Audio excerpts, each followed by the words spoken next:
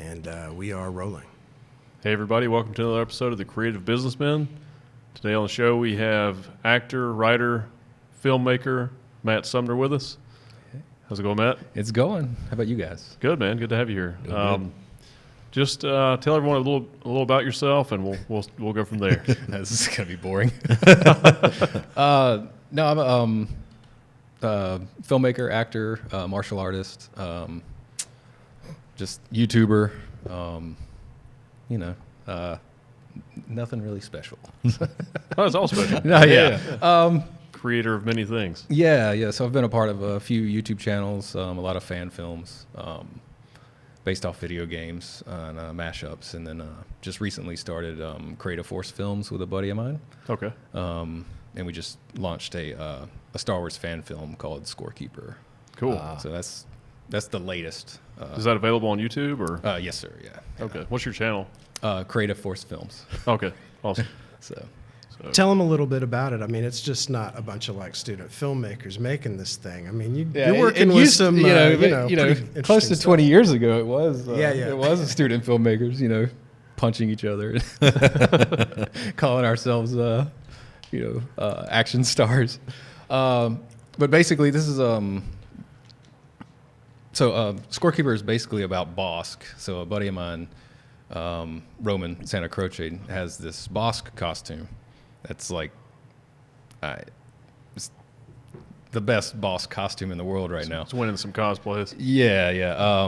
And Bosk has never had a fan film, right? So we went in, and he was helping me with another, a Christmas project from another YouTube video or a YouTube channel.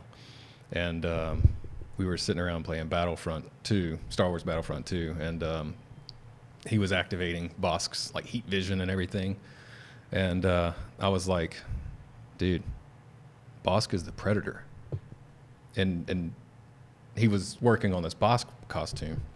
And I was like, dude, like, if you get that costume finished, all we need are Rebels, Woods, and your costume. And we have a little fan film.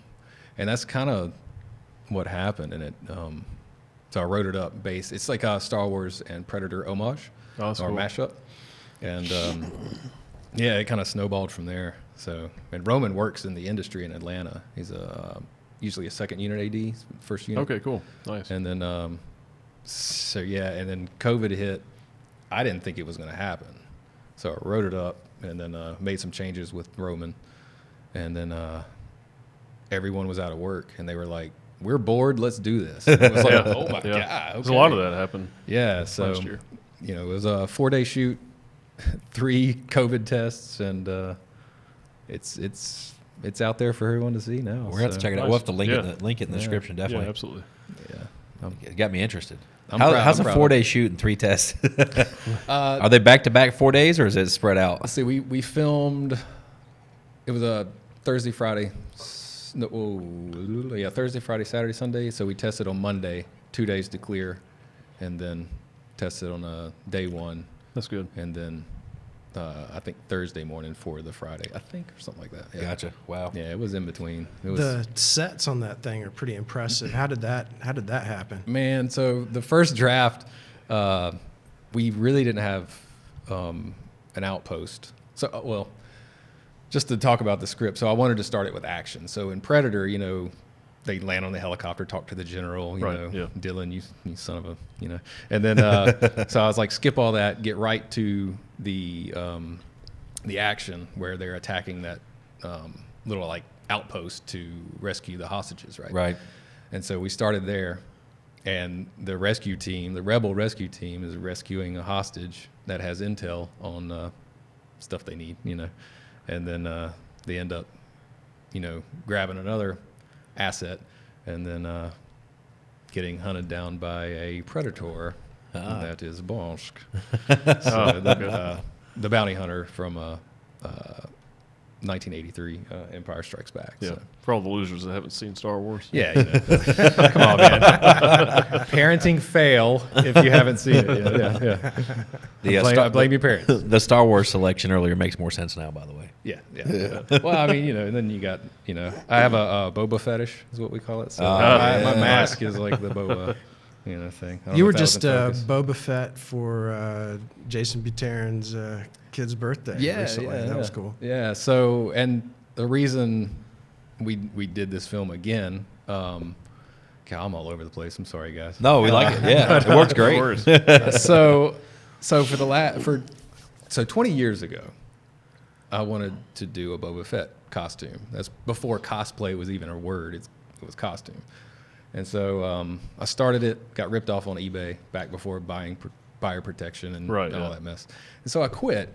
And then I had buddies join the 501st. That was probably 8 years ago or something like that. And they're like, you got to go. You got to come on. And I was like, if I do anything, it's going to be Fett. And so 4 years ago, I was like, okay, I'm working side jobs. Let me dedicate some time. I'm going to give myself a healthy 4 years. Thank goodness I did, because he's one of the hardest costumes to pull off. And then so I finished Fett, and that's when Roman came up and was like, man, it's like you got Fett. And like, I've always wanted to do Bosk. And I'm like, well, do Bosk. And then and so I was like, if you do Bosk, we got to do a film. And then that's how that. It's a good time to do a Boba Fett costume with the Mandalorian. Yeah, so it's a good time to be a Fett fan. He's finally out of the pit. It's like, that took 40 years. I think the last time he was popular was during E.T. Oh, yeah. Sure. Well, probably Shadows of the Empire and all that. Legend stuff. So. And true. Maybe episode 2. If you're a nerd, Django. Oh, okay, yeah. If you think about it, Boba Fett Jango is Fett. the father of his own father, technically. Because without Fett, we wouldn't have Django. And without, you know what I mean? Django, you would have the clones and all that. So well, creatively wise, Fett is the father of his own own father.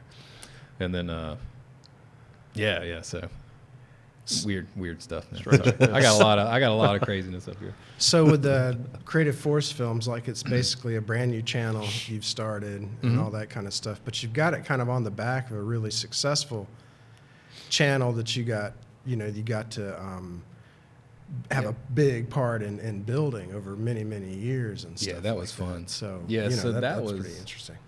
Yeah, so that was Beat Down Boogie. That was a film troupe that's not as active anymore because everybody's got their own lives and it's hard to get the gang or the band back together type of thing. So, and even Scorekeeper was like, I'm amazed that was even done.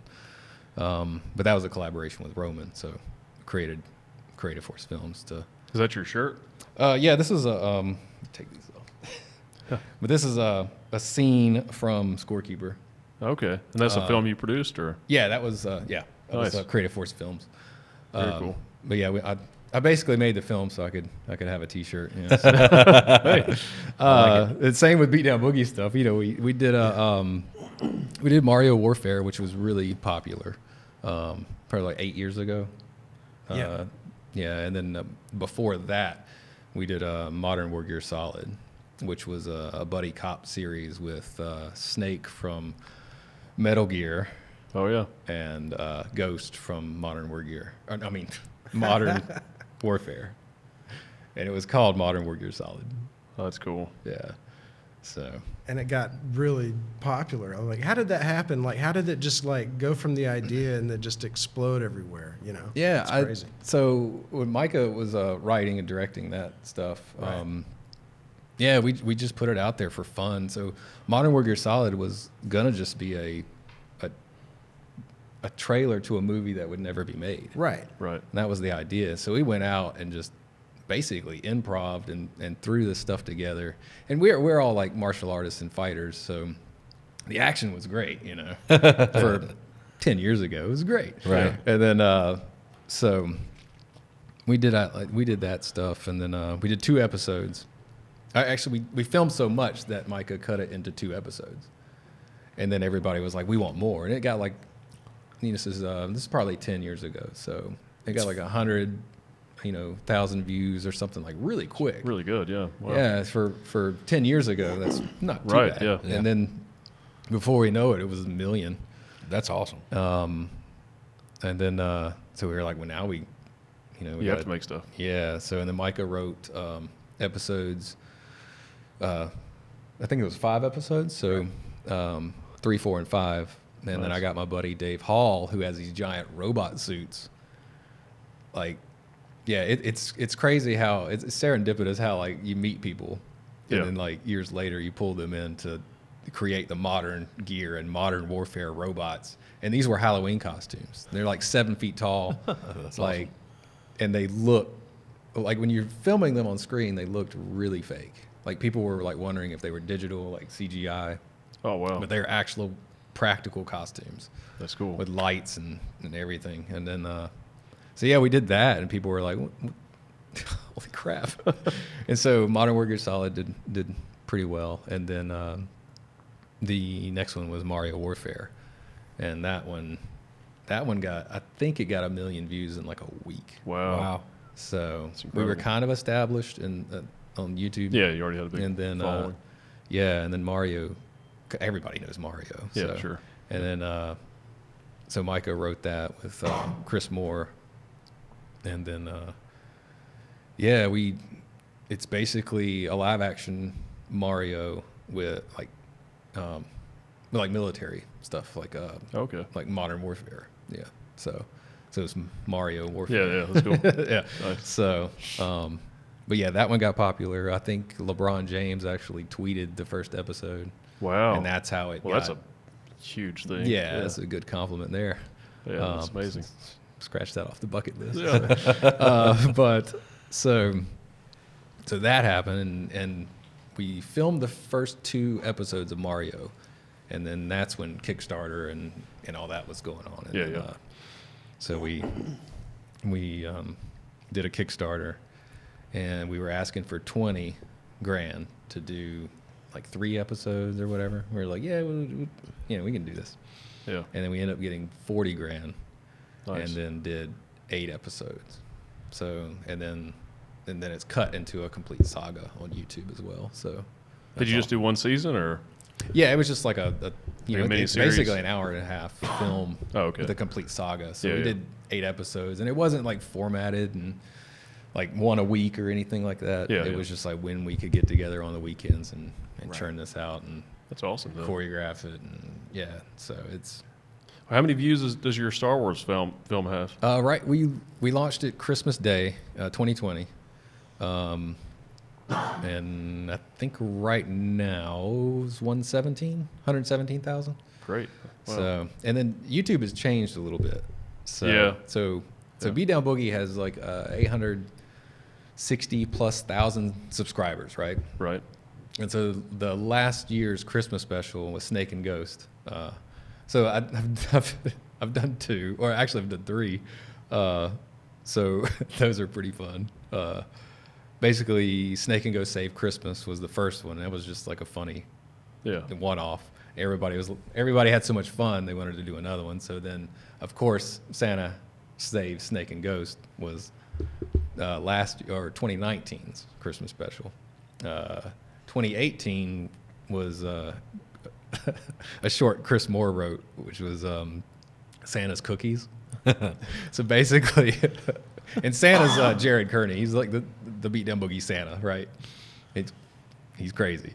So Santa's Cookies.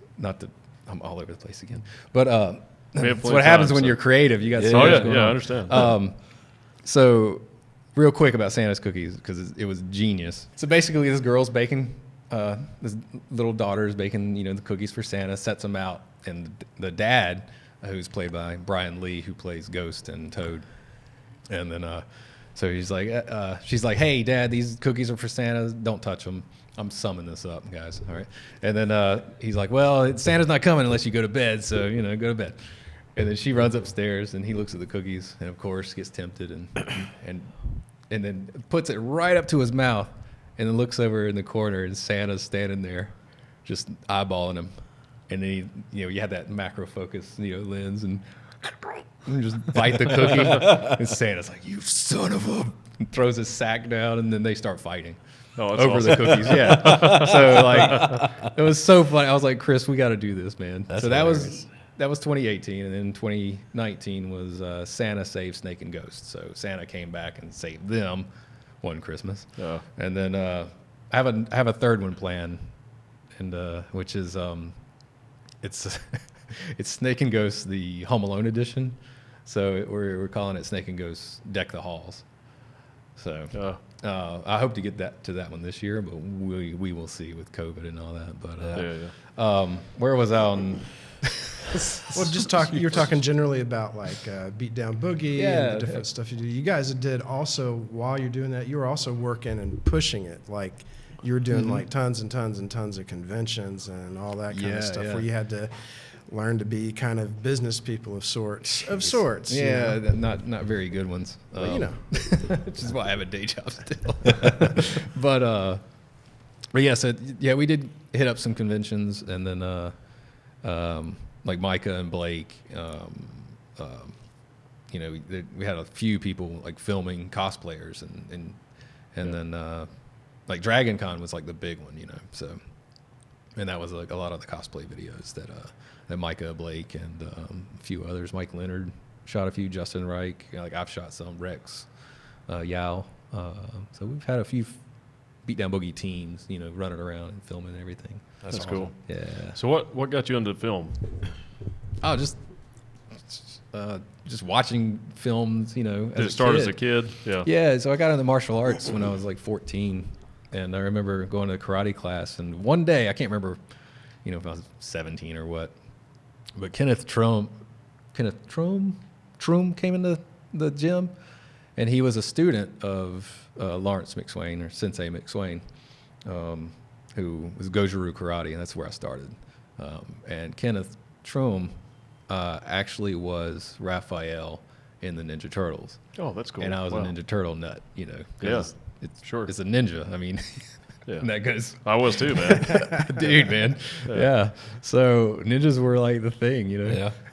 So Kenneth Trum was like so in the first movie, he was the actor in the suit, I believe, and then the Ninja Turtles 2, he did the martial arts, or it might have been reversed. Don't quote me on that. I think he did the action in the first one and then the acting in the second. Oh, okay. Wow. But I was like, I'm going to a karate class at the Lewis Center, which is like just a rec center, Yeah. and one of the students is a Ninja Turtle. I'm like, holy crap! Yeah. And so that really got me thinking. I was like, man, I can do that too. That's awesome. Yeah. And then that leads me into Jesse, this guy over here. I know we trailed off somewhere, so I'm missing something. No, just where you got started. What got you into acting or film? We were talking about Scorekeeper, and then Beat Down Boogie got dropped, and then we're all over the place, guys. That's good. It's a conversation. Yeah. So did you want to make films when you were a kid? Yeah. I mean, Yeah. I was out in the yard, like, so I would take my favorite like action movies, right? Yeah. Beverly Hills Cop, Indiana Jones, Raiders of the Lost Ark is my favorite. That's an awesome movie, That's yeah. my like all-time favorite, because the dude gets no breaks ever. But I would take these movies, and if you know cassette tapes, Sure. and like the big, I don't want to say boom boxes, but Yeah. We're probably the same age. How old are you? 42. Yeah. I'm 40. Yes. Yeah. So, same generation. So you could record onto the tape. Yeah. And I would cue up these action scenes with like this gunfire and everything, right? And I would just like record the gunfire. So I had a whole tape, a cassette tape of just gunfire. And so I would take that boombox out into the backyard, right? That's awesome. Turn it all the way up. And then I would like, Act out I the would scenes. be like the Punisher, Solid Snake. Like, it's funny because I ended up playing Solid Snake, and it's kind of cool. weird in the Beat Down Boogie stuff. But yeah, I would blast it, and thank goodness, like the neighbors never said anything, because it's like Yeah. It sounded so real. And when you're a kid, man, it was awesome because Well, you're like, I'm reacting to You have like, that imagination too, so it makes it sound better. yeah. I'm like, Yeah. yeah. Oh man, that was good times. Me and my Yeah. friends would do the same stuff. Yeah. Act Throw out those fireworks movies and- like as grenades and Yeah. you know. Is that the same place that you had me like running around with armor and Oh yeah. saying Yeah. with yeah, Yeah. So that was, oh my god. Yeah. Well, let's get to take the path you want to take. yeah, but that leads into the college years. Yeah. Well, I mean, even in high school. So I had a buddy, Chris Shelton, would set up my mom's VHS recorder and choreograph a fight scene. Oh, that's cool. But the thing is we put the camera on the stairs, and we would have choreographed fights in pieces, right? Like we would fight and break off. Yeah. But there's only one angle. Oh, yeah. And it's like we're trying to get this whole 15-minute fight in one take, Wow. like with the camera on the stairs. And we just do that every weekend. Like, hey, man, you would come over and practice on the fight, Man, so that started everything. And just getting with friends. And So what did your parents do back then? my dad was a Greensboro police officer. Okay. He passed away when I was 3 from cancer. So Oh, sorry, man. yeah, and then so my mom was she did accounting, and she finally got a job at the post office, and she's retired now from that. Okay, So she's cool. doing good. So That's good. So yeah, it's just and raising. So I grew up with 2 sisters and a mom. Like I was in the middle, and so Oh, Indiana yeah. Jones and Star Wars, and Yeah. I had to, like Predator. Oh, yeah. I had to grab testosterone from wherever I Right, could, man. yeah. So movies was it. So yes, mom, she'd come home from groceries and see Chris and me just doing our fight choreography in the yard with her camera. Don't break my camera; it's expensive. But yeah, it's just it was good times. That's awesome, man. That's cool. And it made me the crazy guy I am today. So when you went to college, did you go to school for film, like filmmaking? Yeah, or- it was broadcast cinema. And I really wanted to get into fight choreography, right? And that kind of work because I was insanely shy. And I didn't want to be in front of the camera. Right. And then I met this guy, Jesse Knight, who was a grad student. And so we were outside doing something for school, and then he was the instructor. We were walking back to class or the buildings or wherever, and then he was like, "Hey, so like, what do you want to do?" And I was like, "Well, I really want to learn lighting and all this for fight choreography, and camera work and stuff." And he was like, "Oh man," he's like, "I actually need a ninja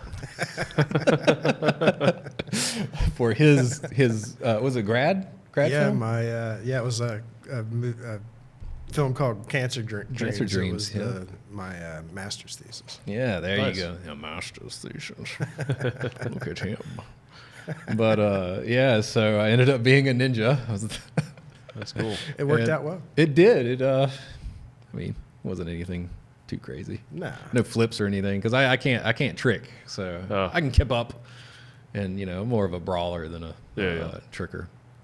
And if you watch Mario and Snake and Ghost stuff, you can see some of that. Cool. I definitely will. Yeah, Sure. yeah. Let me know what you think. Yeah, absolutely. 10 plus years of my life, and I get T-shirts, so it's like, Hey, it's a cool looking T-shirt too. though. yeah, thanks. I like it. So yeah, after that, Jesse let Blake Fawcett know that I was doing fight choreography and stuff, and Jesse knew Blake, and Blake wanted to be a film producer because he used to own this video store, and he was like, I want to make my own movies. Yeah. And so Jesse calls me up, was like, hey, Which sounds like a movie in itself. yeah, we Yes. should totally make this. I have an idea for something like that, but it's a little more. It's like a Dumb and Dumber action comedy. Oh, that sounds fun. Right on. So I'm still working on that one. But so let's see. So yeah, Blake was looking for a fight choreographer. Jesse's like, hey Matt, like, go meet this guy Blake Fawcett. He's in this video store. So I go in and introduce myself. I was like, hey, I'm Matthew Sumner. I think Jesse was telling me you need a fight choreographer. And he's like, oh, yeah, and blah, blah, blah. We talked for a little bit. And then I leave, and Blake's an awesome dude. So I was like, well, this is great, good vibes from people, Yeah. And then, so I get a call from Jesse. He's like, well, he wants you to do the fight choreography. I was like, awesome. And Jesse knew that I didn't want to be in front of the camera. He was like, buddy, he kind of wants you to play the lead, like, action guy. I was like, son of a gun. I was like, all right, man, I'll take it. I'll do it. And it is all for free. This is like 2001, 2, 3. Jeez, seems like something like that. Yeah, it's like early 2000s. Yeah. Because I've met Blake in 2000, I guess. Yeah, it had to be 2002, 2003 when we were or maybe it doing was that. 2002. Yeah. Because I left for Vegas at You the end of 2002 or beginning of 2003. I don't know. Went to a time warp and came back. Yeah. Oh my God, forgot about that too. Yeah. Man, we old. Yeah. But yeah, so then that was called Superhuman. That's a film you'll probably never see. Yeah. Because Blake doesn't want to show it. That's funny. But because I remember my character was like, it was basically a post-apocalyptic like story, this nuclear fallout, and like mutants were made, and this one guy, Jason Ledford, awesome. He had mutant powers, and then I was this agent that hunted down and killed mutants for like the corporation or whatever. Oh, okay. And I didn't write this one, all right. So There really isn't a script for this. really Blake had wasn't, somebody writing it, but it just wasn't happening. And so we basically went out and improv'd everything. Yes. But the action was like, and I had at that time I was training and teaching Muay Thai, and I put it's crazy. I had chest protectors and stuff, so I put these chest protectors on like Jason Ledford. He's a big dude too, tough guy. But I would do like skipping knees, and we were actually impacting, and we had cardboard boxes set up. So I'd do like a flying knee, and you just see his feet go and fly into boxes. Oh my God. Dude, like, don't do this. No, we did tons of don't do this at home. Oh my stuff God. all through that whole movie. But the action was so good. Yeah. So my character was supposed to die, and Blake was like, and it was the first thing we shot was the action. Oh, and he wow. was like, dude, we don't have a movie without Matt. And so my character lived, even though we never finished really. Oh, yeah. But, That's funny. and then we went on to Blood Feud, Oh boy. which was the SWAT team, goes in to rescue the mayor's daughter. I didn't write this one either. And then little did they know she was kidnapped by vampires. And then, so. I don't think there was much of a script for that one either. I don't remember. I just gave you the whole script. Yeah, that's pretty much it. Yeah. I still remember that. Well, the But first one sounds like a mix between Terminator and what's Blade Runner. Oh, yeah. Yeah, yeah. Oh, yeah. Well, that's Yeah. that would be us. I guess. Clear inspirations. Yeah. Yeah. Oh yeah. Yeah. But so that's what started. Those two films kind of started that, and then I can't remember what else happened, and then Modern War Gear Solid kind of popped up, Yeah. and then we got the film troupe together, which was Beat Down Boogie, and then because we were just There are a bunch of like little other shorts that we worked on kind of partially with each other along. I forget the name. Micah's film Dogs of Chinatown. Yeah, actually got a that's budget. right. Yeah, yeah. And that's what That's a first feature you guys did. the film industry like bought or I can't remember. No, There was a distributor interested in Yes. it, but it's so hard to distribute. I don't think they it ate just- up yeah, all their money. It was not a good way. and just set Dogs of Chinatown on a shelf, yeah, Oh, and like never got produced, It pissed. It's a lot of made. people. It's Yeah, it's done. made. but it never got. Yeah, it never got released. I don't think it got released. I think Eric Jacobus might own a little bit of it, or Blake Minnesota. does. Yeah. Eric Jacobus was a star. Why don't they just in it. release it on YouTube? That's up to Yeah. I was just a rando action guy in gotcha. that one, so I had no say so producing or production wise. But it's a good little artistic film. We've talked about producing some films to the studio. Yeah. So reach Yeah, out yeah, if you have any ideas. Yeah. I got too many. I know Yeah. Jesse's working on some stuff too. We had a guy the other day tell us that he said if you've made a fortune and you want to lose it, you should get into racing. And he said, and then he said, and I was like, oh, what else? And he said, movies. Yeah. He ain't lying, man. So I was like, man, I think I'd rather do movies than racing personally. But Who said that? it's a guy that lives near me in Mooresville. Oh, okay. Yeah, he owns a race team. Dude, It's yeah. expensive. He owns a race team Yeah. at a loss, apparently. It costs about, I know for NASCAR, it's like $15 million a season. Yeah. At the bottom end. So he said that apparently what he did, he got into it for him, and then while he was into it for him, his oldest son, actually was much better than he was at early teens, and so then he really dove into it. Really, it became a business about for his child, and then his son still isn't even to a point where he would be able to drive for NASCAR or at a high level yet. He's not old enough. I think he's only 16 years old. But somehow, with everything he was doing, all the money he was putting into it, he ended up with a team. Now, I don't know. It's interesting, but what it sounds like is getting ready to happen is when his son's probably 17, 18, 19. I don't know if there's an age limit. I have no idea, but it sounds like what's getting ready to happen is his son's going to walk right into a team. So we'll see. Yeah. That's usually the guys that make it are the ones that start really young. Yeah. Yeah. So Yeah. So where I live in Mooresville, I'm not a NASCAR fan personally. It's just not my thing. Left turn, left turn. Yeah. Oh, there's another left turn. But Mooresville's one of their monikers is Race City USA. A lot of NASCAR guys there, a lot of race teams there, a lot of the GoPro tracks there, all the stuff. So there's a lot of that going on. So Yeah. but yeah, he said that, and then he said movies, and I was like, yeah, I like the movie. Let's get into movies. yeah. Well, you can actually make money with films now, though. Like those movies you guys made, they're monetized, right? Yeah. Well, not Scorekeeper. So the thing about Star Wars fan films is, according to Disney and They won't let you monetize them. you can't crowdsource and you can't monetize, and you have to use original. Well, it would really hurt stuff. them. Yeah. I mean, I'm not gonna say anything. But yeah, so with Mario Warfare, Modern Warfare Solid, yes, we did monetize. Yeah. Years later, there was some creative control worries at the time, Oh, okay. and then so it took a while for the channel to be monetized. But But you got it figured out. I mean, Yeah. it's so different nowadays. With Beatdown Boogie, from what I knew, 8 years ago,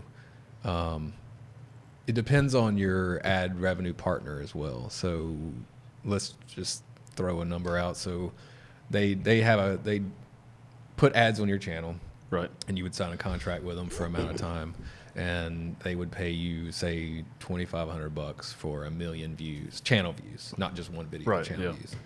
And so, there'd be some months where you're pulling in $5,000 a month, but with Beatdown Boogie, it was a team, thing, and then so it would just go back into the projects. So Yeah. it wasn't And most of that was from one video? Like one? the whole channel, Just the whole channel, okay. Yeah. So Yeah. yeah, and then you got 8 episodes. Think about it, 5 episodes of Modern Warfare Solid, 8 episodes of. Now, how long are Mario. these? Well, you said Modern Warrior Solid was an hour and a half total. Modern Warfare Solid is 45 minutes, and there's 5 videos, right? Okay. And then there's a complete saga, which is the whole 45-minute, and then and they're all protected under parody, which is why we can Right. use Snake Yeah. and Ghost and Mario, and it's kind of satire. Well, you should parody. be able to monetize your Star Wars fan. Yeah, film, but too. it's we got the greatest comments. So it's like a 99% like rating, Oh, that's good. and Wow. and this is one of the comments I wanted while writing it was if somebody, just one fan, this is canon to them, then I've done my job. If that Star Wars film is to them head canon, this to me happened in the Disney Star Wars Lucasfilm universe. Right, yeah. That's I'll take it, man. That's Yeah. I'm honored by that. And then so I pinned that comment. So somebody said that. Oh, that's cool. And it's got 800 likes. comments in there. Like, I agree. One comment, which is great, was like, I am now watching this after Solo and before Rogue One, and I was like, man, that's a good feeling. So, especially with Star Wars fans, they can be toxic. They're tough. Yeah. They're rough. Yeah, From what I know, like yeah. And I'm one of them, but I'm not brutal. I'm a Star Wars fan. I'm not a hardcore fan though. Like, Yeah. I think you're a little more hardcore than I am. Yeah, I like that universe. I mean, I'm also a Trekkie. Like, I like all that stuff. And the Predator, Aliens. I'm gonna have to check out some of your fight scenes, by the way. Yeah, they're all right. Dude, yeah.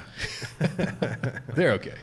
I do have a Star Wars bit, actually. Oh yeah. Yeah. Yeah. Yeah. Are you gonna give it to us now, or? I don't know if you do it on the show. Yeah, I'll say it. Let's just rehearse a little bit and come back. Yeah, and, Is it graphic? You know, I've come to the realization that Star Wars fans and heroin addicts actually have a lot in common. Their first few experiences are incredible. And they spend the rest of their life chasing a goddamn disappointment. I mean, dude. But I mean, sometimes though, when a Mandalorian happens, That's you get what I'm that, saying. you Right, catch yeah. that, And you see, catch that high, do you see where I'm coming from? Yeah. Without Boba Fett, you don't get Jango, you don't get the clones, Right, yeah. you don't get Clone Wars, you don't get the Mandalorian. Right, yeah. So you don't get Bo-Katan, you don't get the whole Mandalore culture that was Right, built yeah. off of just this guy, in the 80s, right? So Yeah. he had no name. He was Clint Eastwood, right? He was the Din Djarin of the 80s, right? So no name, no face. Like, he could be anybody under that helmet. Yeah. And he was wearing Mandalorian armor. And just because of that, you have a whole, like, lore. Yeah. I know, because he didn't do shit in those regular movies. He Hey, just stood around. hey. Pretty much. Hey, he got the job done, all right? He was always a desirable character, though. Yeah, like, yeah. And As a kid, you had to have Boba Yeah. Fett. Oh, yeah. Yeah.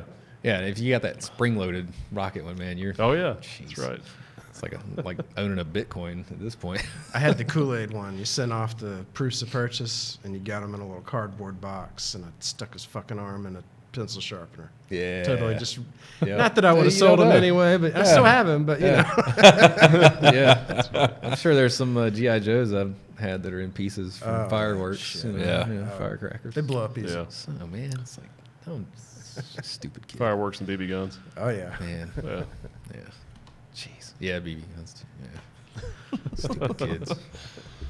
Yeah, keep them in the packages if you're watching this. Yeah. Keep your toys together. Yeah, don't play with your toys, kids. Yeah, yeah. It'll be worth money one day. Do kids play with toys anymore? Yeah, of course. Mine do. Yeah. Okay. Listen, Yeah, we go mine to does, we go yeah. to the antique malls, and I think I've talked about this in a previous episode, but when I take my kids to the antique mall, and they're like, my middle son especially, he's like, oh, I want this car and this car and this car, and they're like, these cars have been in box for 40 years, right? Yeah. And he's not buying them to collect. He's buying them because he's legitimately going to play with them. And you should see, like, when they start opening the packages in front of these people that have been collecting them for so long, and they're like, what are you doing? Whoa, whoa, whoa. And he's like, no, I'm like, no, it's cool. He's going to play with it. And he's like, what? Could you imagine, like, this goes back to the creative side. Can you imagine, like Toy Story, right? This toy's like been in this box for like 40 years, and he's just like, and then this one little kid comes over, like, he's like, yes, yes, somebody's playing with me. Yeah, the package just gets wet. Oh, I wasn't going there, man. Oh, Yeah. but yeah, so Pure Yeah. joy. Yeah, my son broke with the car actually, and then we had to go back in so he could pick more. And the guy was just like cutting his eyes at me, like, because he knew what was going to happen. he's going to open the package. Oh yeah, I made sure we opened it right in front of him. Like, He's one of them guys. yeah, I got dirty looks on the way. I'm sure they were talking about me. They probably still talk about me. So, That's funny. but you know, man, I thought it was funny. It is. That's funny. Hey, man, you put it out for sale. It's Yeah, Fair game, at that you know? point, yeah, if you're not going to take it out and play with it, yeah, exactly. somebody else is. Needs to get played with. Don't go there. You're not going to take it out and play No, with it. yeah, I saw it. I'll play with it myself. I saw it. That's what I tell my wife. Man. Just trying to stop you from like, Yeah. knocking it out of the park. That's what she said. That's what she said. I know. I was there. I'm trying to put that in a script so I can get it popular. 'cause- You go really dark with it, like talking about kids playing with it. Oh. I think we're done, guys. I have nothing else. What was that about scorekeeper again? Did you say demonetized a minute ago? Yeah. Yes. Yeah. That's the goal. Yeah, going back to that. Like, Yeah. you can't monetize scorekeeper. Why not? Well, you could. You might get cease and desist. and Yeah. trouble, Oh, okay. yeah. I got a couple of those today. Yeah. Unrelated stuff, but yeah. But yeah, I was You get figuring- those, and you're like, Yeah. no, I think I'll persist. Yeah. And you get them to the attorney and say, yeah. Yeah, here you go. Yeah. You deal with this. That's what you're here for. That's what you went to school for.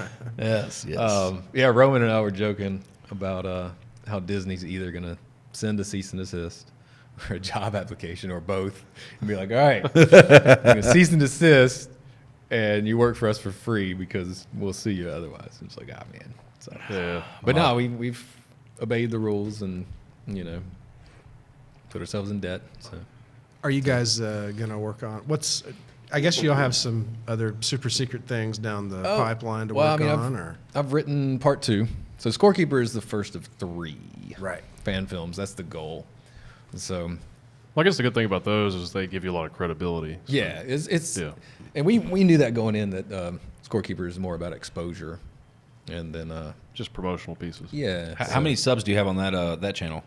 So we just started at Christmas Day, and I think it's almost up to 2,000. That's subs awesome. for like 2 videos. Oh, wow. So That's awesome. people are expecting more, Yeah. which is gonna be a while because COVID. Yeah, and yeah. then part 2 deals with set locations.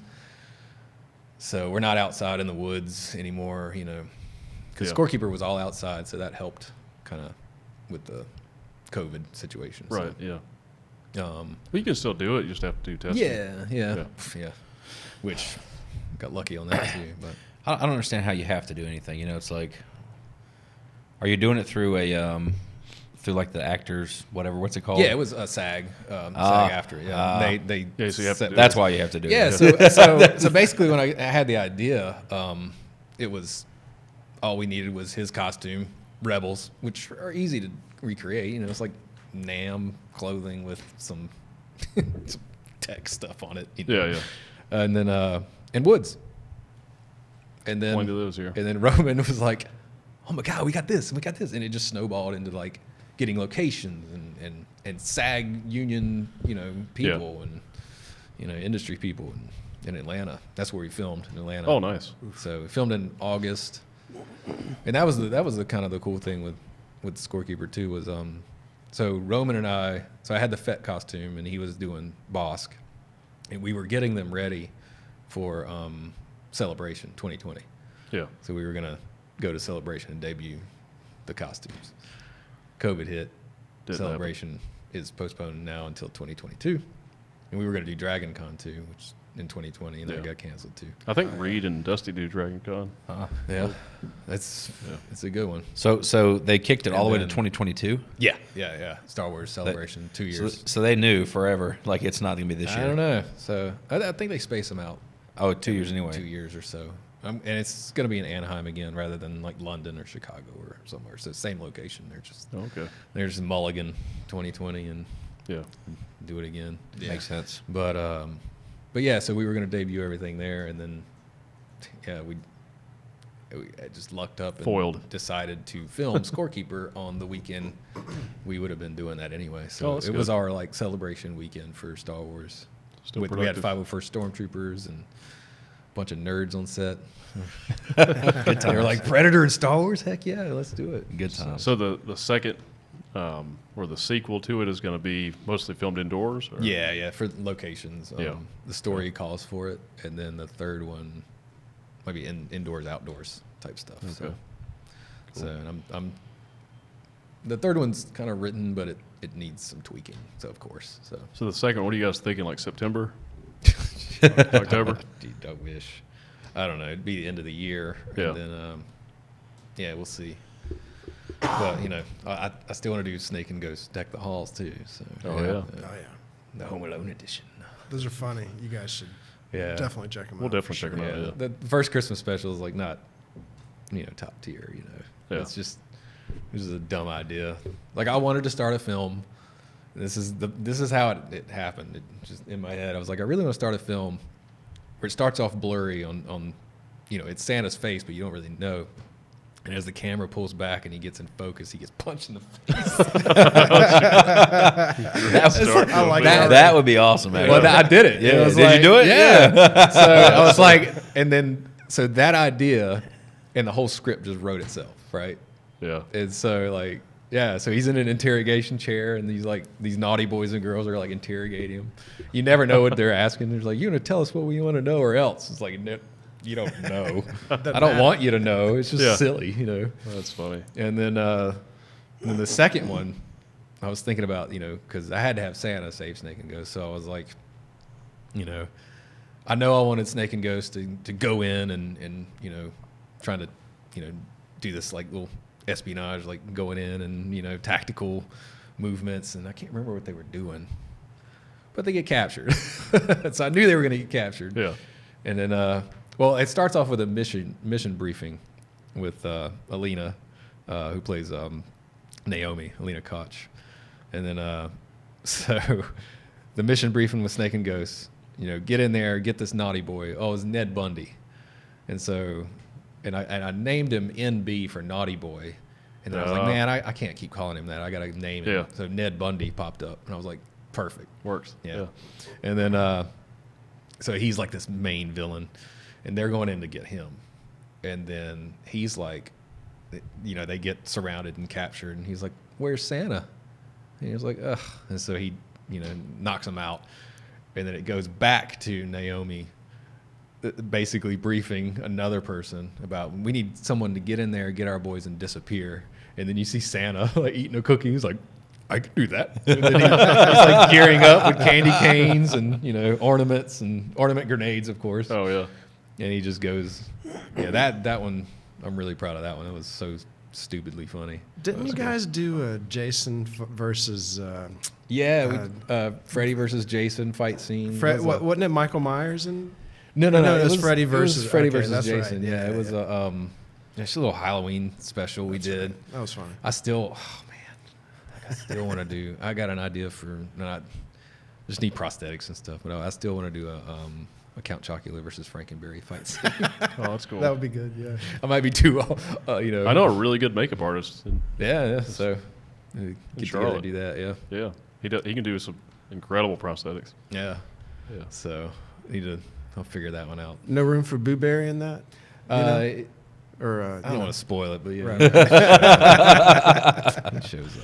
So Well, I should say I know a few makeup artists. They're really good, but this guy does a lot of like really good monster stuff. Okay. Yeah. It'd be like Bill Johnson, who did the boss costume. When you see that, you're gonna be like, jeez.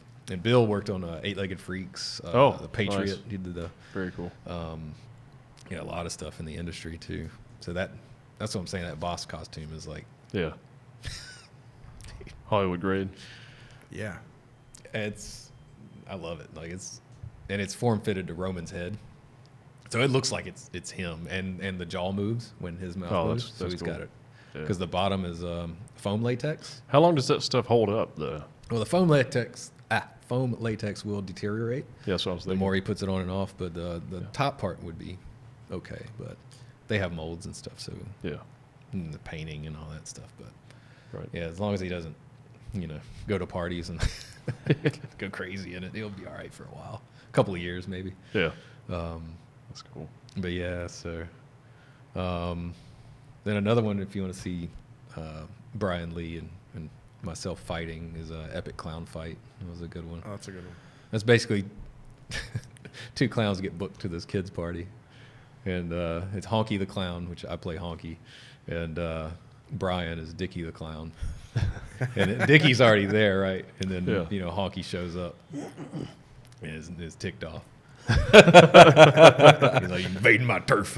I bet Buterin loves that one. Oh yeah, yeah. Buterin. That was pre-clown for Buterin. Oh, yeah? So he's probably Yeah. more scared of it than anything else. No, he enjoyed, and then through that, so my buddy Justin Reich, who edited Scorekeeper and stuff, so it's part of the team. Yeah, he did all the posters and everything for Scorekeeper too, and Mario and all that mess Oh, too. cool. Yeah, so yeah, he's Justin Reich. He's a really good filmmaker too, right? yeah. And He just had didn't he just produce a documentary that did really well? Was it him? The Hot Peppers. He's working on one. I don't know if he's or did he produce that German film? What have I seen? I've seen some of his stuff. I can't think of what it is. His last film was Bella and the Slasher. Okay. So that was He's done a lot of music videos. yeah. So that was what I was going to say. So I think I have him confused. I know you're talking about, but I think I have him confused. Yeah, don't with get the another guy. Reich. You know, I know it's a German thing, but yeah. Well, there's a local filmmaker. I think he's maybe in Charlotte Okay. that just produced a short film, and it was like it took place during Nazi Germany. Had to do with like these Jewish women, and it was really good. Like I don't think really good film. And then I think I was thinking. I was thinking Justin Reich produced it, but he didn't produce a documentary about his brother that passed away? Was it not him? No, I don't think I so. don't believe so. No. I think it's called My Brother Jordan. Maybe it's No. another filmmaker I'm thinking Yeah, about, but it's it would another be, local. yeah. I think that guy's in Charlotte, and that documentary is doing really well. Well, Justin just moved from Greensboro to Atlanta. Like Oh, okay. Oh, wow. This weekend, yeah. So he's down Wow. there now. So he's going to be ruttered around those circles. Place to be. Yeah, I guess he so- doesn't want his SD card back. I have his SD card. Well, he didn't move to L.A., so Justin, if you're It's not watching that this, get your SD card. and the mail runs too. So yeah. Oh, well. Oh, darn it. it's just an SD card. You can throw it in an envelope. Yeah, yeah, mail it. You know. But yeah, so it's been some fun little adventures there. For sure. Yeah. So, what are you guys planning on doing after the pandemic's over? Well, we'd love to jump into the second film. I can't really give the title out right now. Do you have any? And the third, we have some original content too that we'd like to pitch and see if we can find investors, because you can sell that and run ads on that and all Right, that. yeah. But, and I don't know that it would just live on YouTube either, but it would be Creative multiple Force platforms? Yeah, it'd be Yeah. Creative Force Films, LLC. Be a production company, so see if we can get some Nice. original stuff Right. shot too. Are you focused more on short films and series, or any feature length stuff? I have we have like 2 pilot episodes, so TV show type stuff. Yeah. Dude, you've got stories you've been working on since I met you that you want to make probably features with or long series for sure. Yeah, one of them turned into a novel, so that was like a part 1 and part 2 book that I've written and had cool. edited. And then one of the pilot TV shows is Did you basically, publish it? No, I'm looking for a literary agent. That's tough, man. Yeah. Yeah. Because they only want like the first 10 to 50 pages, and it's like the lead character's 6 years old and learning, like, so it's like, all right, well, you're missing all the nitty gritty, because then it opens up into a whole multiverse of things, and you question your faith and things that happen to people in real life, and then you Right, find yeah. out that things aren't exactly what they seem to be, and then they're not exactly the way they are, and then But if you only read the first 10 pages, it's like, Sounds like the open-minded human experience. yeah, but this is medieval. This is medieval Europe, and it goes into okay. modern day. And so, Oh, so even then when he yeah, still, so part- they still didn't know shit at the end of that book then. yeah, exactly. Because I have more in the head there. So, so part 1 of the book is always the past, and then part 2 is always the present. Okay. How the characters here end up Yeah. here, or mirror. So Sounds part cool. 2 is kind of like the same thing, and part 3, it's kind of all up in here. What a dangerous time to be somebody that was curious. Yeah, Oh, jeez. It's like this. but Didn't last long then. yeah, but so I had an idea, because I was talking to Jesse about how female superheroes and leads are very popular right now. So Yeah. in part 2 of the book, which the literary agents never get to, there's a character that I basically wrote a pilot TV show. So it's pre part 2 of the book, and it's before she meets the protagonist of the book. So it's like a little Yeah. window there that she could have her own adventures in a TV show. Probably the only thing worse than being a curious individual in the Middle Ages is being a female. Yeah. Well, this is modern day, so. Oh, it is. Yeah. Okay, so it goes back and forth. Well, in book 2. Well, this is book 2, so Yeah. book 2 is modern day. So. But Yeah. I'm guessing they're connected somehow. Yeah. Yeah. Of course, we're all connected. Right? Well, that's true. Yeah. We talk about that a lot. We do. Yeah, Yeah. so- that's true. Yeah. Yeah, so it does. Like the book touches on like prejudice, duality, reincarnation, spirituality, So If you thought about, multiverse, like everything, man. is this is it the same character that's in both parts, but they're in 2 different times, and you're kind of dealing with it like that? Well, no. or- Well, Alexander Campbell. I don't want to. you don't you give don't have away to do too the whole much. thing, but yeah. But yeah, he ends up. I was just curious about the. Sort of a reincarnation type deal. Not exactly? necessarily. Yeah. Okay. Huh. So. I'm curious. Right. Well, Yeah. I started. Okay. I wanted to make a film where, you have. I wanted a Highlander movie where I'd have swords and I wouldn't have to worry about guns. So, I basically did this through. Basically, the simple plot is demon hunters, right? And every culture in the world has demons. Right. And so each sect of these demon hunters have their own religions, like, Buddhist or Taoist, Catholic, Judaism. Yeah. And so they all found ways to fight these demons, and it's really with the strength of the human spirit. And they all believe different ways, but yeah. So I don't want to really get Right. Ruin That tells me ruin that. too much Yeah, about Have it. you- no, have no. you- But you use your spirit to destroy spirits that aren't of this world. Right. And you can also use your energy to protect yourself from ranged objects, let's say. Yeah. That's cool.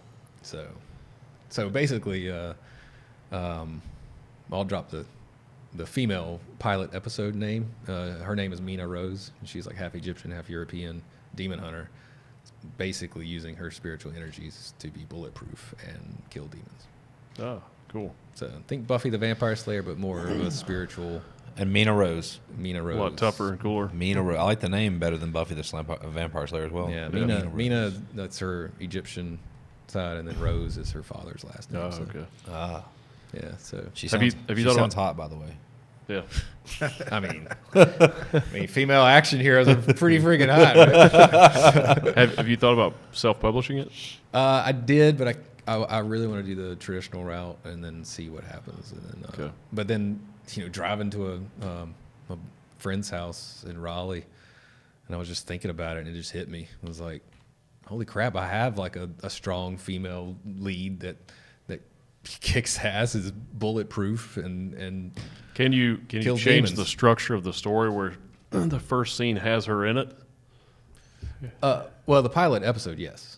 Well, for the book though. The book, no, because it's the year, it's 1200s. Yeah, but could you start at current time and then go back? Hey. It took me 20 years to write this thing, and you want me to re-edit again? Maybe you don't Oh, even yeah, send it them the sucks, beginning. but yeah. it Maybe you does. don't send them the beginning. Maybe you send them Yeah. 20 pages that include her, and it's I'll just tell them it's the beginning. Oh, Yeah, this is the beginning. Yeah. Well, I wrote a screenplay a couple years ago and did really well on the circuit. Mm-hmm. And, I had to completely change it. Yeah. And I think my first draft was probably 170 pages or something, and I cut it down to about 110 pages. But then I completely changed the organization of the story and everything to make it really take off strong. Yeah. And but it did well. I got a lot of awards for it. So Yeah, I just... it sucked doing it. Yeah. It was painful. The most recent version I've read is that. That's probably 2 versions ago. You're late, man.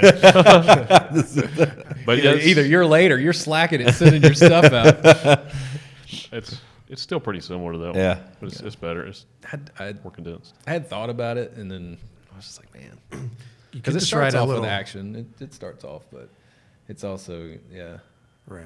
Yeah, it's kind of like, like Stallone, was selling Rocky. He was like, but I got to be Rocky, and everybody's turning him down. It's Yeah. kind of like that. It's like, Gotcha. this is the story. Oh, I get it, man. Yeah. It's almost like I didn't. This is the story. It's like I can't change it. Like, Yeah. Well, I'm rewriting it now. Yeah. My story with a buddy of mine in Atlanta. He's a pretty big actor, and he wanted to Take a stab at it. like jumping on it with me. Mhm. He liked it a lot. So so we're not completely changing it, but changing it a lot. Yeah. And that's difficult as an artist. Yeah. to- But but a screenplay is a little different than a novel because it's like, oh sure. my god, it's a lot less writing. crap. Yeah.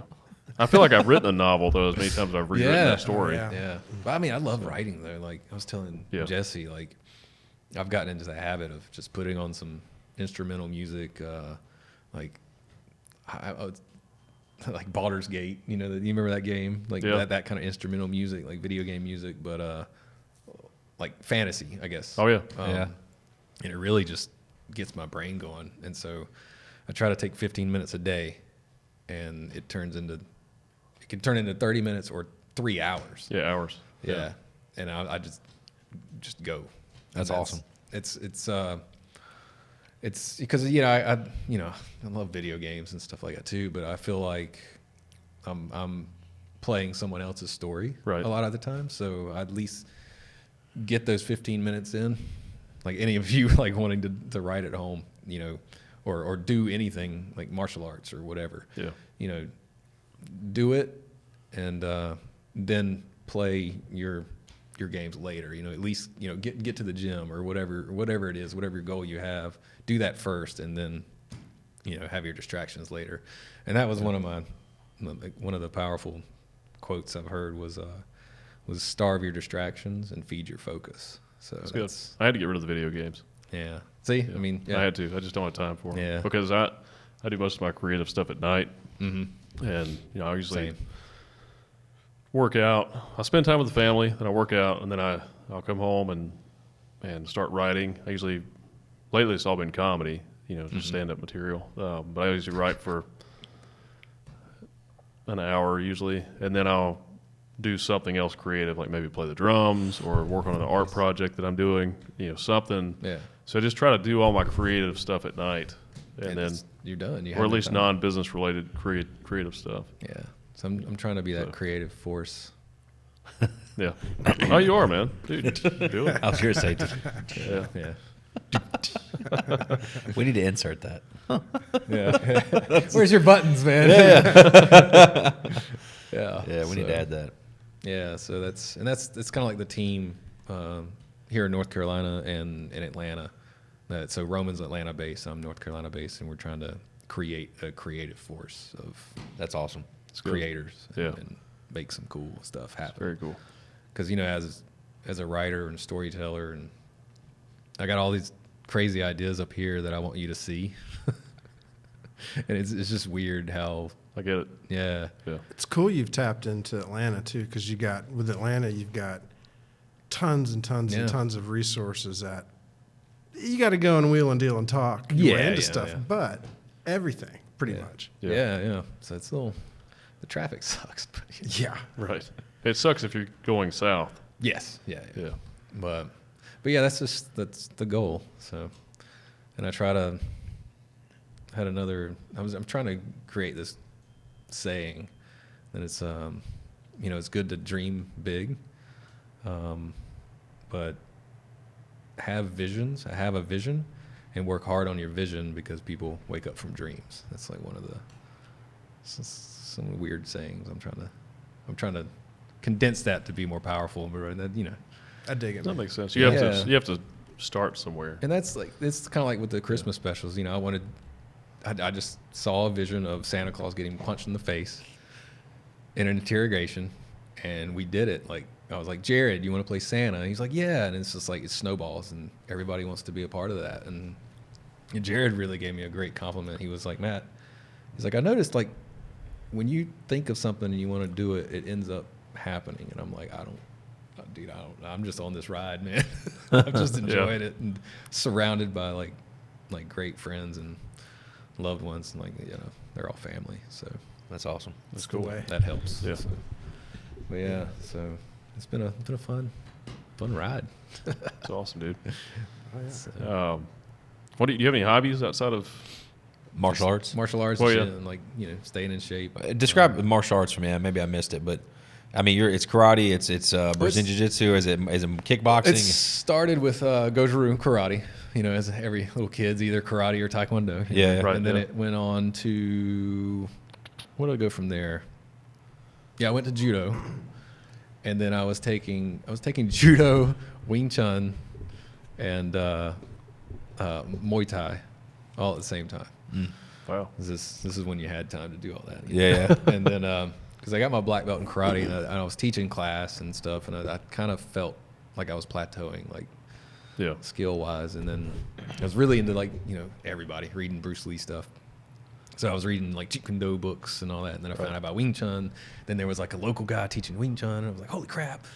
So went over there and was taking that, and a buddy of mine got me into judo, which was great because everybody's got to learn how to fall. Like, Yeah. like that is one thing everybody should know. That and rolling, like Throwing. Yeah. Be comfortable with the ground, Yeah. And then and so there's a little bit of groundwork in judo too, and that's when Okay. I first got my like, oh crap, I can't karate punch from here, but you can back fist. Oh, I've yeah. annoyed a few people with that. So. And then get your guards. Pop, pop. Oh, yeah. Then I've actually wondered myself why, like during some of the MMA stuff and stuff that we see, that we don't see a lot of that. It's just training. It's Yeah. just, they're going off of just instinct. Like if they don't train it, Yeah. you see the guys jumping off the cage, like they've trained that. Yeah. Like they, Sure, they unless they improv'd it, like they got comfortable and they moving around and they're training in a cage, so they're like probably just playing around. It's like, Yeah. oh man, it'd be cool for. And Yeah. they end up doing it, that 10,000 times. And Yeah, then they- running on a chain link fence can't be easy. Yeah.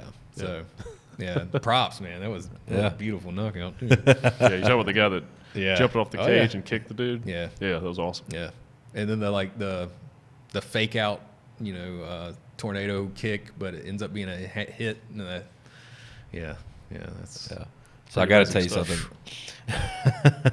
I was in the gym, so I've got a very light and a small window of time where I trained quite a bit when I was younger, and I've been losing weight. I've been in the gym a lot and getting more active. And as I'm losing this weight and as I'm getting more of a foundation, I'm starting to like do some different stuff, right? Yeah. So one of our buddies was in there, and he's definitely big in boxing, and I was kind of like, I wasn't thinking. I started to do something, a kick, basically almost like a flying roundhouse, and I did it into an aerial bag. And I'm a big guy, Yeah. And the bag is, they're aqua bags. The aqua bag just flies out, and he's like, his eyes got big, and he's like, "When did you start training?" Like, where? I was like, "I haven't." It was luck. It was complete luck. It was a memory of something I did a long time ago, and I got my big ass up, and somehow I did it. So, but it was Props. it was motivation though, because Muscle memory. yeah, something. You must have done it 10,000 I times. did it a as lot, kid, yeah. or I did a 10,000 lot. hours, right? But what it did though, when I did that, it kind of triggered something. This was a couple of weeks ago, and I just actually got more intense and more in the gym and more cardio, and I'm like motivated. I feel like I'm kind of like shrinking down. I'm like, Heck yeah, all right, man. I need to get like this X amount of weight off, because I really enjoyed that actually. That was And so, that like, was- actually over the weekend, I haven't done it forever, but I did some Brazilian jiu-jitsu and was rolling around a little bit, and I'm like, man, I really missed this. dude, yeah, Yeah. that's that warrior spirit, man. Yeah, so I did that, and then I did some other stuff, and then yesterday I got a very light pop in the face when I was doing some stuff, and it kind of made me smile. I was like, yeah, I kind of missed this. Man, he's one of them guys. Stay away. I'm glad I'm sitting over here. Yeah, but it's kind of like I want to get back into it. That's You yeah, know, you that's should- what I'm getting at. I'm guessing is Yeah, like, that's what I'm saying, man. Do what you love, and Yeah, so- find time for you, yeah. and then play your video games. Yeah, That's- well, I'm like him. I had to give up the video games, but this is kind of like a video game for me, I think. yeah. Well, It's a I say I gave up video games. I still have a He does have the Oculus Quest 2. yeah. Oh, well, yeah. And I got one But, because he said to, and let me tell you, that thing will.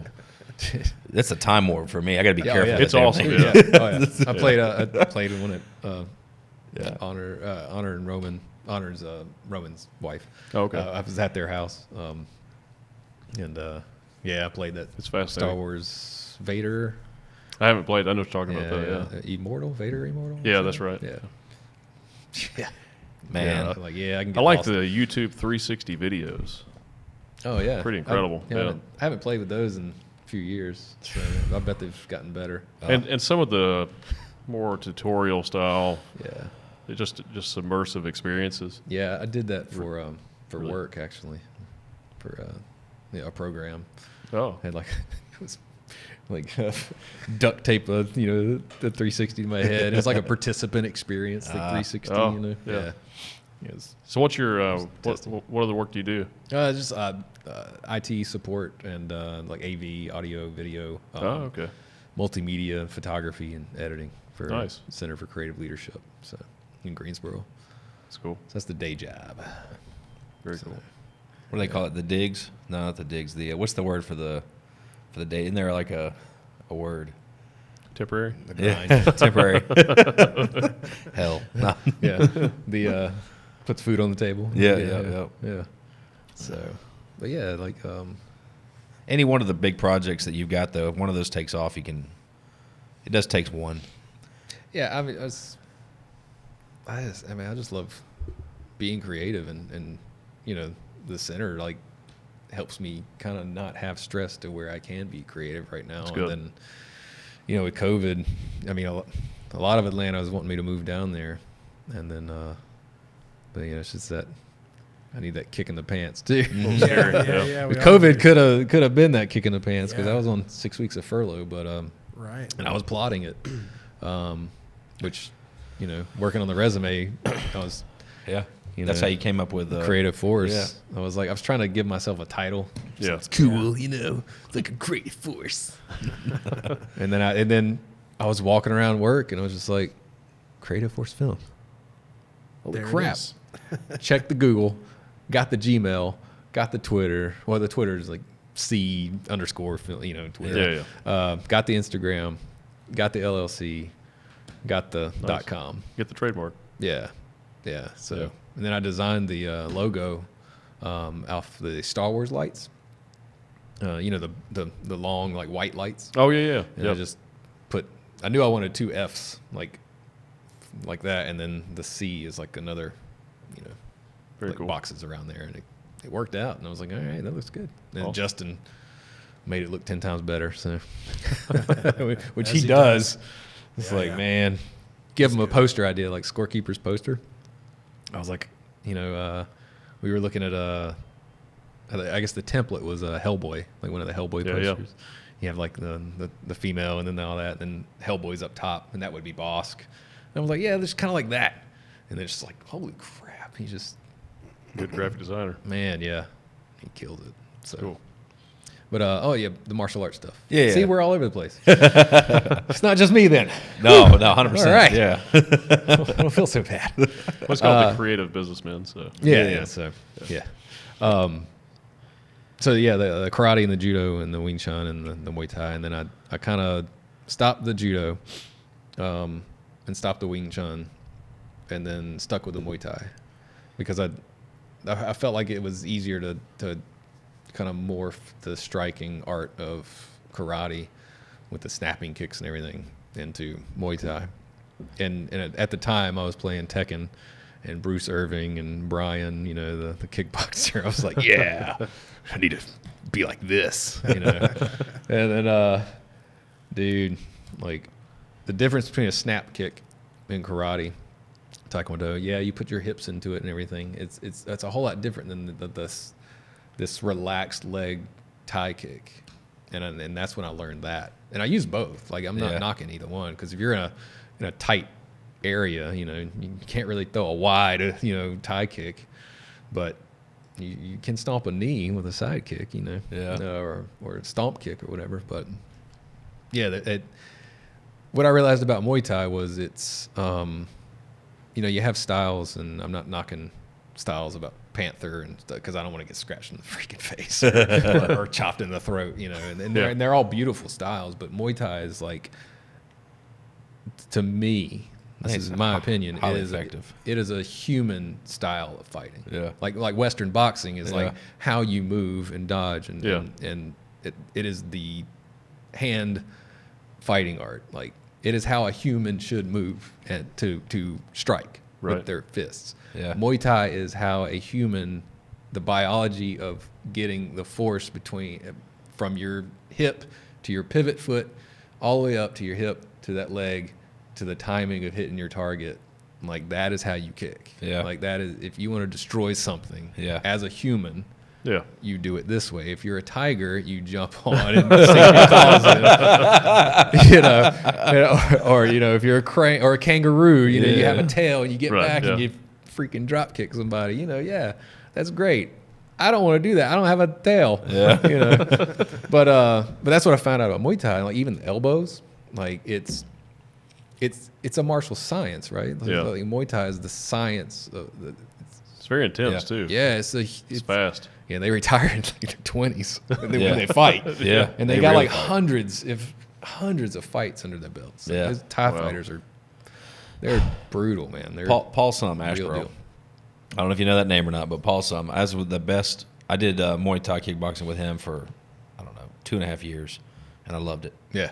That jalapeno like smelling nasty Thai bomb, tiger bomb, all over my shins, like just and having to roll out with a bread roll on my shins and all that. I miss that. But now I don't know that I would sign up for that today, but I'm saying like that was a good part of my life. But that's probably why you kicked that bag so hard. Oh man, listen. It's because you didn't like. I'm not condoning fighting, whatever you gonna do your thing, but I'll tell you, there's been several fights I've gotten into where they're thinking they're gonna box me, and I kick them in the fucking head. Excuse my French, like, and they're out. I mean, like it's over, like just. And then it doesn't take and this has been a while, but it didn't take but 1 or 2 shots if I kick you. Like, I mean. Oh yeah. And they don't expect it from me, a big guy. Like they're thinking, they're not thinking that. Underestimate you. So, but that's anyway, why you don't underestimate anybody. Right. Yeah, that's true. Like everybody's got a weapon. Yeah. Everybody's got a camera. Yeah. So if you're gonna be an a-hole, exactly, just know that you're gonna be on camera. Yeah. Maybe on World Star. So it's not a good time to be an asshole. Like, dude, like everybody has the camera is always on. Oh, they tell politicians that, right? Yeah. Everyday people, you in the grocery store, you on camera. Yeah, 100%. Right. So, Yeah. 100%. Yeah, so everywhere. But just watch your booty. That was probably my favorite, and then I did Brazilian Jiu-Jitsu, which I liked a lot. But the Muay Thai was probably my favorite, and I did Taekwondo. I actually did karate in Virginia. In Virginia Beach, my dad was in the military, so I got when I was in Germany, the only option was boxing. So when I was really young, they broke some rules and let me box, train, do some different stuff when I was really young. So we were in Germany for 4 years. I did that, and I did karate, and then we came to the States, and in Virginia Beach, I did Taekwondo, I think. Yeah. And then I don't know, but like what stuck, I really enjoyed Muay Thai. I really enjoyed Brazilian Jiu-Jitsu. Yeah. I just thought Muay Thai was compared to Taekwondo. For me, I thought Taekwondo was very defensive. I don't know, for what I was taught when I was doing it. Okay. Yeah, I guess it depends on. And I was young too. Yeah, I haven't really taken Taekwondo, but it was. I have some friends that are really good in Taekwondo. Oh yeah, it's a beautiful Six art, black man. belts, I don't knock anybody. Traditional style, but it's a lot of kicks. It's a lot of kicking. Oh yeah, it's. I don't know, but it's not real practical for street fighting, but I don't know. On film, though. It's pretty. Yeah. Dude, that's why it's in the Olympics. I don't know, right? like if somebody. I mean, like you're saying, man, you kick somebody in the head. Taekwondo people, if they, I can kick. Like, I don't. I think the reason I do so well with kicks, even as big as I am, is I spent a lot of time kicking as a kid because of Taekwondo and because. So and then when I got to Muay Thai, I had a slight, I think a slight advantage over somebody that had never kicked, right? Because when somebody's never kicked, it looks very awkward. I don't care who you are. I don't want to get kicked. Well, I've heard some fighters say that had a Taekwondo background. They say it's really good to. It complements other arts. Yeah, it's like ballerina and bodybuilding. Who would have thought? Oh yeah, no, Arnold just freaking Mr. Olympia. Body movement. I still don't want to. I still don't want to lotion my elbows just because I like to keep them nice and ashy and rough, man. Just because, like it's in my head. Like, be like, oh, you gonna put some lotion in your elbows? No, I'm good, man. I'm. It's kind of like, if I hit you, I'm gonna know. Yeah, you're gonna be ashy right here on your face. Leave a mark. Yeah. That's how I know I got you. Chalk mark. That's a good line. That's a good line. Like we should add that into one of your movies. Like, oh god, I don't know. Ash on your face. It's like a dust. There's plume. something there. There's something there. Yeah. Oh yeah, the powder, like Jackie, the Hong Kong powder. It's just off his elbow. Yeah. Yeah, see, there's something there. Yeah, definitely. Exfoliate my elbows on your face. Yeah. But yeah, they went from started teaching, and so I had back in the early 2000s, back when I met you. Yeah, I was teaching Muay Thai out of a gym. I was a partner. I was a co-owner of a Muay Thai gym in like Greensboro. Wow. Which was like Muay Thai wasn't even big like in the early 2000s, right? Like no one knew. As a UFC, they were still fighting ninja versus sumo, and like you know, Gracie would come in and just be like, Yeah. all right, and he's done. But yeah, so I'd get calls about, hey, is this a Billy Blank's like Taibo gym? They're like, no, this is Northeast Thai Boxing. We teach Muay Thai here. What was that? I was like, well, it's like boxing, but you kick and use your knees and elbows. Yeah. You know, it's like dirty boxing. You know? Yeah. It's not an aerobics class. No. And then we would also get Taekwondo too. So Yeah. it's like, oh man. But yeah, named it Northeast Thai Boxing because my instructor was Mel Buttigieg, who used to own Bangkok Cafe in Greensboro. And so basically I learned Muay Thai from a guy from Thailand who was a cook or chef. And so like, What's his name? Mel Buttigieg. He used to be the owner of Bangkok Cafe, a little small cafe. Over in High Point. No, Greensboro, off of Holden. Oh, okay. Mm-hmm. And then the gym was like in a garage, like you know. Oh, wow. And we had like 8 bags hanging up, and So this was really stayed cool. open for about 2 years. And I was charging like $50 a month, man, to learn Muay Thai. Cheap. Oh, it's Wow. cheap, bro. Yeah, dude. Like, That's cheap. and we trained some. Yeah, it was weird because if you have a karate background like I had, like. Because a Thai kick is more a relaxed leg, you know. So a karate kick is like if this is my knee, this is my foot. A karate kick is really snappy, right? Yeah. Thai kick is I have to move this, but Like throwing your leg. it's like swinging a bat, right? Yeah. It's turning your everything into it. It's because those guys are so small. They have a lot of momentum. I'm not taking a shot. Like, No, hell no, man. No. It's brutal. But it's efficiency is the And those guys, their shins are like oh, dude, yeah, steel. yeah. I'm sure yours are too, bro. No, mine are. You're not breaking any baseball I'm bats or anything? sensitive now. Well, no, I'm not doing any like I used to kick a sandbag, like a bag with sand, Ugh. and it would just get hard. And we called it the rock. And that was my bag in the gym. And Mel would be like, "Hit the rock." Like, can I warm up on the sawdust? Like we put like wood chips. It was like the traditional Thai bags, leather bags, and we. So on the left side of the gym would just be sawdust. So it's just like really soft bag. It was really nice to kick. And then It feels good. yeah, so the next one would have a little bit of sand in it, you know, and then the next one would have more sand, and then the next one, and then the rock is just sand. Right, yeah. I hate that bag. So I got to tell I you. would kick it with my right leg. Yeah, there you go. I had to do both. You kicked not- the it's shit out of it. It's not real. Oh yeah, nice. All right. I got to tell you something crazy. So, like literally 5 feet over on the other side of this wall, we're building a full boxing MMA. Oh nice. Literally, it's just for corporate staff and stuff like that, but and for me. But but we've got. I got to show you before you leave. Okay, yeah. We'll have to pop over where it's early on, but yeah, you're gonna have to see it. I'll show you the simplest way to kick, man. I can teach somebody how to kick in like no time, like especially beginners. So for me, I had like like 9 years of karate, so I was chambering my leg and everything. And Mel was like, "Don't bend your knee, don't bend your knee, don't bend your knee." Like, I don't know how long. Don't bend your knee. And so I was like, okay. And I would try to like not bend my knee. In muscle memory, like it took forever. I got my right leg down, right? The left leg forward, kicking from my rear. And then finally, I was like, "Hey, Mel, check this out." Kick. He's like, "Oh, good. Left leg." Crap. And so I kick with my left leg, chamber. He goes, "Don't bend your knee. Left leg only, 2 months. Left leg only."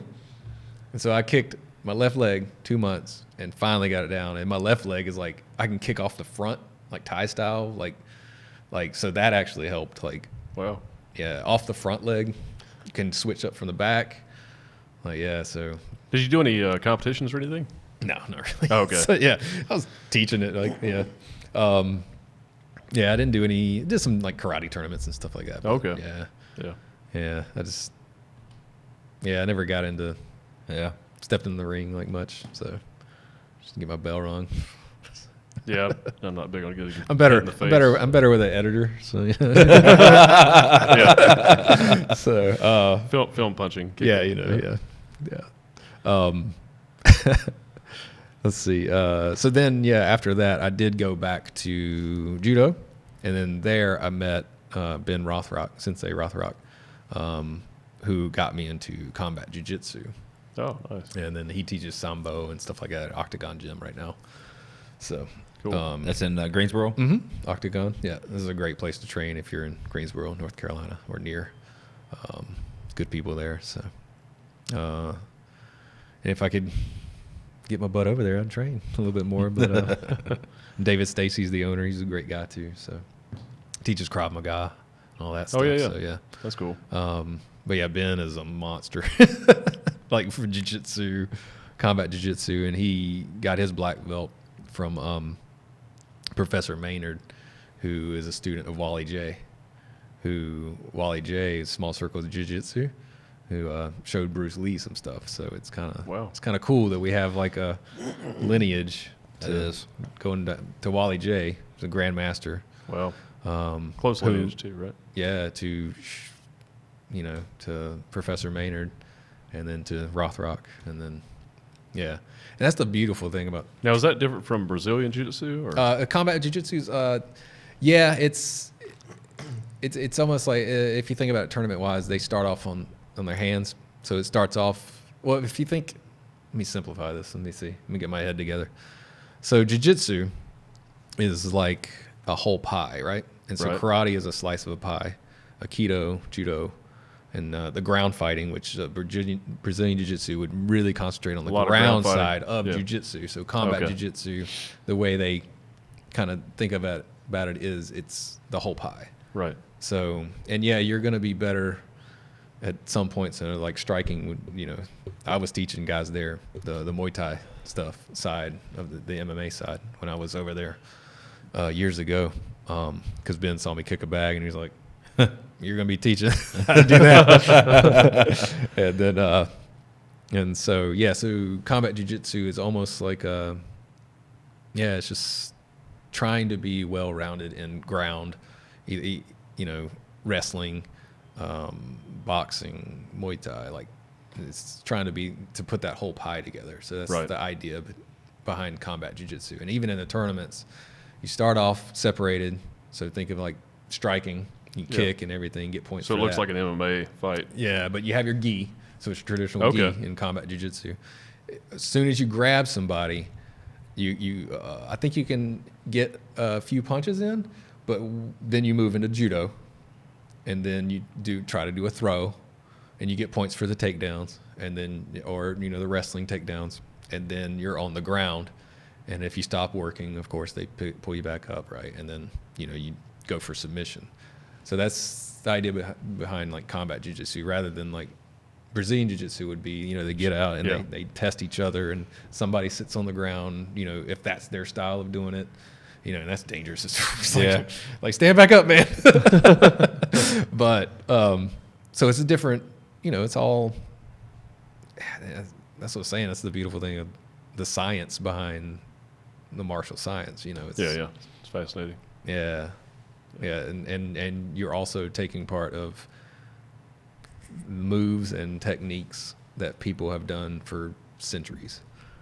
So that's awesome. If you think about it like that, that's that warrior spirit, ancestral spirit type thing too. It looks like it seems like because of technology and our ability to, or people's ability to watch everything on video. Like it's progressing rapidly now. Like there's so many. I guess there's so many more techniques that have been developed over the past 20 years. Oh yeah, especially jiu-jitsu, man. Like, dude, there's some chokes. I'm like, yeah, some of it, like you're looking at, that's not effective, and you attempt it, and you're like, oh shit. I love watching these expert guys in the UFC and stuff just roll around each other. Yeah. It looks impossible. It's a chess match, man. Like, it's beautiful. Like if you understand how dangerous that is. I don't Like, understand it. I know how dangerous it is. I can imagine myself in that Yeah, situation. but- I would just be killed immediately. Yeah. But Yeah, same. Like I'm not. Yeah. it's amazing. Yeah. But yeah, that's the cool thing about martial arts is it's an art. Sure. And yeah, That's cool. yeah, it's just So other than martial arts and everything else, any other hobbies? I guess. I know that's a lot. Or you're just a Yeah. boring guy. You just Yeah, I'm just boring, man. I'm just- Yeah, I'm starting to. I don't have much to talk about. Like I don't, waste all your time. I'm pretty pretty chill. Yeah, I don't know. Like You covered quite a bit. Yeah, yeah. No, it was awesome. Yeah, man. I you think got in the me- beginning he's like, yeah, man, I don't know, you guys are gonna be bored. I'm like, God damn, this guy does like everything. Like it's awesome. Well, Jesse's It's told me enough awesome. about you. I knew you wouldn't be boring. So. he's the guy. He's the guy. Yeah, this so, guy. His hair's looking good today, by the way. Jesse, zoom in on Yeah. your hair real quick. Yeah. Get a little face picture there for the crowd. Yeah. Look at that, looking sexy today. Yeah, man, I like it. I You need did something that. different, I think. I put a little bit of shit in it. Yeah, there we go. Oh, that's that smell. That's what I'm smelling, Looking man. good over here. My barber's coming to the house at 7 a.m. I'm Yeah. gonna tell him I want him to put some shit in it for me. Yeah. I was over here like, what did I eat? I was like, I don't think I'm, any drippage going on. Yeah. Not that old. But it's your hair. Yeah. This whole time. That's right. It's good shit. In his hair. It is there. Yes. Oh, man. But, yeah, I think covered all my... once you end one of these, it's like, oh, yeah, I think should have all said this this. 50 million things. Yeah, I'll be up all night being like, Well- oh, man.